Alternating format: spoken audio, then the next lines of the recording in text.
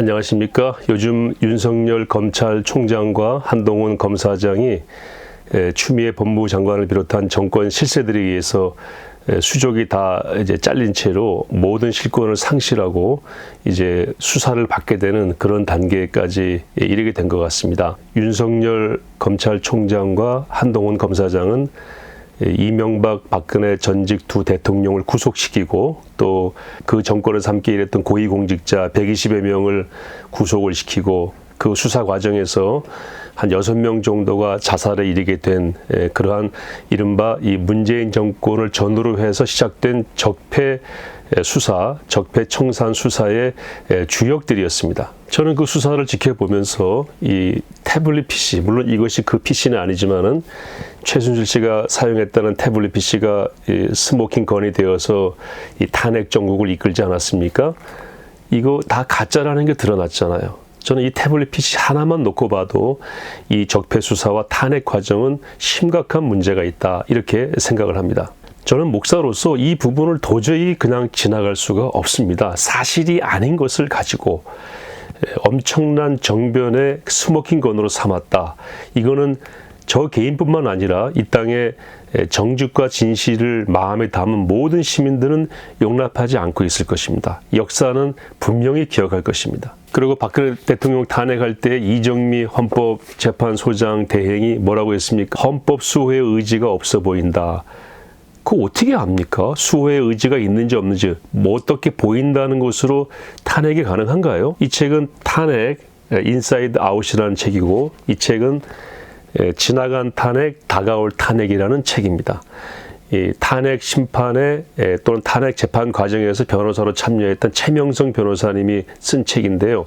모든 과정을 법리적으로, 논리적으로 증거에 기반을 두고 이 탄핵 심판 또는 탄핵 관련된 적폐 수사가 얼마나 잘못됐는지, 그것이 얼마나 불법적인 것인지를 명확히 밝혀주고 있습니다.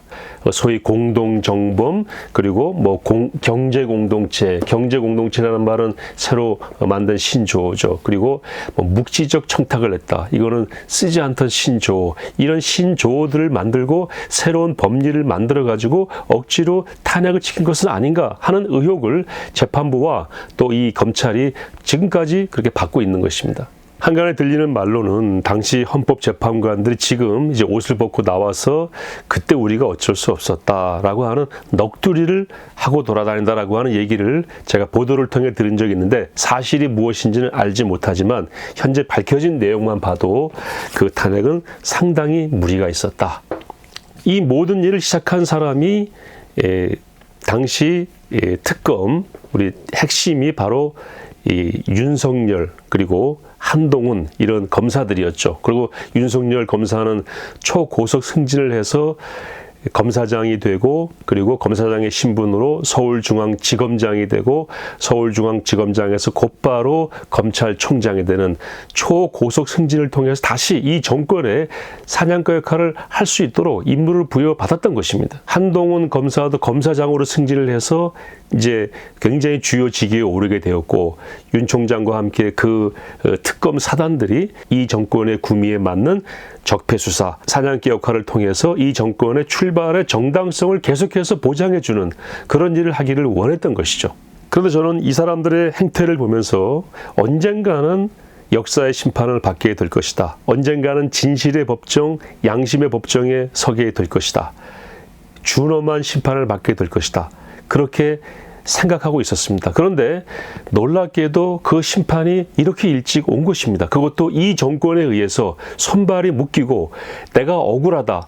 이 우리나라 사법 조직 내에서 적어도 제대로 작동되는 시스템이 하나 있다는 걸 보여달라고 하는 호소를 한동훈 검사장이 수사심의위원회에서 했죠. 그 수사심의위원회는 민간인들로 구성된 것입니다. 그러니까 한동훈 검사장의 말에 의하면은 그 민간인들로 구성된 수사심의위원회 말고는 제대로 작동되는 사법 시스템이 없다라는 걸 본인 스스로가 이야기한 것이고 그런 사법 시스템 속에서 마구 칼날을 휘둘러서 많은 사람들을 억울하게 감옥에 집어넣고 구속을 시킴으로써 역사의 죄를 쌓았던 그 일을 자기가 했다는 것을 자인한 것입니다.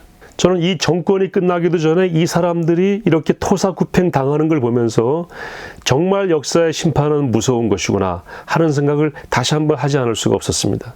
윤석열, 한동훈 이 검사들이 이 정권 실세의 심장을 향해서 칼끝을 겨누고 대통령과 그 측근들의 비리들을 파헤치는 수사를 하자. 그러자 시민들이 박수를 보내고, 특별히 보수우파 시민들이 박수를 보내고, 심지어는 윤석열이 대권 후보 3위 안에 들어가는 그런 수준까지 오르게 됐는데요.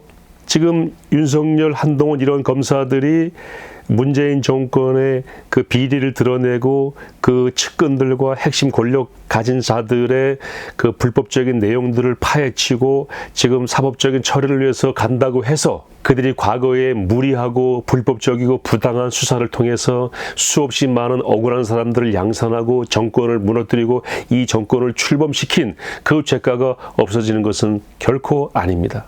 그들은 지금 그들이 과거에 자행한 불법적이고 부당하고 사리에 맞지 않는, 그리고 여론과 여러 가지 분위기에 휩쓸려서 자행한 그런 수사, 그 수사를 통해 수많은 억울한 사람들이 양산되었던 그 행위에 대한 죄가를 지금 아이러니하게도 이 정권 사람들에 의해서 받고 있는 것입니다. 마치 이스라엘이 잘못했을 때에 그보다 더 악하고 추한 바벨론과 페르시아, 이집트와 아수르를 통해서 이스라엘을 징계하셨던 하나님의 그 손길처럼 적폐청산의 핵심이었던 그 검사들은 이 정권 사람들에 의해서 지금 심판을 받고 있는 것입니다. 나중에 이 모든 것들이 정리가 된 다음에 더 큰 심판을 받게 될 사람들은 바로 이 정권 사람들이죠. 추미애와 대통령과 그 외의 핵심 권좌에 있는 사람들, 자기들이 실컷 부려먹었던 검찰이 자기들을 향해서 이제 수사의 칼날을 들이대니까 이제 그들을 다시 토사구팽을 통해서 완전히 정리하려고 하는 그 행동이 더 야비하고, 또 그 행동은 역시 역사의 심판대에 올려질 것이다. 양심의 심판대에 올려질 것이다. 그래서 그 심판대에서 더 가혹한, 더 냉혹한 처벌을 받게 될 것이다. 라는 것이 역사가 우리에게 보여주고 있는 그런 교훈인 것입니다. 하나님께서 바벨론과 또 페르시아와 이집트와 아수르, 심지어 헬라와 로마를 통해서 이스라엘의 죄가를 징계하시기 위해 심판을 하셨지만 그 나라들도 하나님이 나중에 다 정확하게 심판을 하셨습니다. 그러므로 가장 중요하고 무섭고 최종적인 심판은 하나님이 하시는 심판이다. 역사가 하는 심판이다라는 것을 성경은 명확하게 보여주고 있는 것입니다.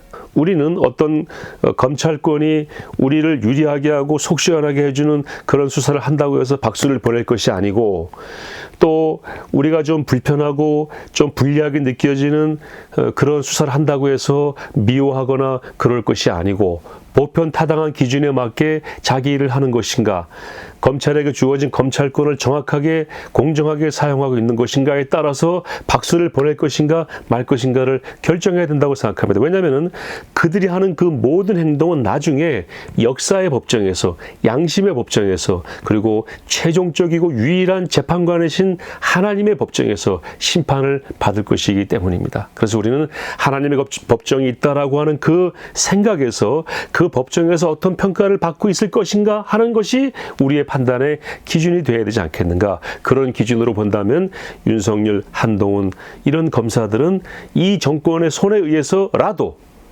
역사의 심판에 해당되는 심판을 받게 될 것이고, 또 한동훈, 윤석열 검사 이런 사람들을 부당하고 야비하게 몰아내려고 하는 그 손길들 또한 최종적인 심판자이신 하나님의 심판을 받게 될 것이다. 역사의 심판을 받게 될 것이다.